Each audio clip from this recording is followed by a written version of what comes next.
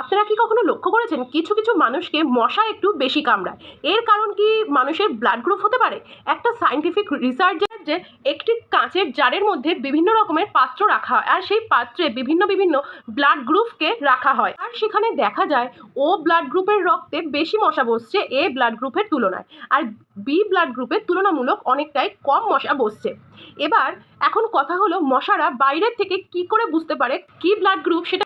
মশারা কিন্তু তোমার শরীরের স্কিনের ওপরে বসে ব্লাড গ্রুপ ছুঁচ দিয়ে রক্ত টেস্ট করে না। আমাদের এক একটা ব্লাড গ্রুপের স্কিন থেকে এক এক রকমের একটা স্মেল ছাড়ে, আর সেই স্মেলটাই মশারা অনেক দূর থেকে বুঝতে পেরে সেই ব্লাড গ্রুপের দিকে আকৃষ্ট হয়ে আসে। তাই জন্য স্কিনে মসকিউটো রিপেলেন্ট যে ক্রিমটা হয়, ওই ক্রিমটা যদি আমরা আমাদের স্কিনের ওপরে মাখি, তাহলে কিন্তু আমাদের স্কিন থেকে যে স্মেলটা ছাড়ে সেই স্মেলটাকে ওই ক্রিমটা ব্লক করে দেয়, যার জন্য মশারা দূর থেকে কোনো স্মেল পায় না। তো সেই জন্য তোমার দিকেও আসার সম্ভাবনা কিন্তু অনেকটাই কমে যায়, কারণ মশারা কিন্তু চোখে দেখে আমাদের দিকে আসে না। তো আমরা যদি ভালো কোনো মসকিউটো ক্রিম ইউজ করি, তাহলে কিন্তু মশারা সেই গন্ধটা আর পাবে না।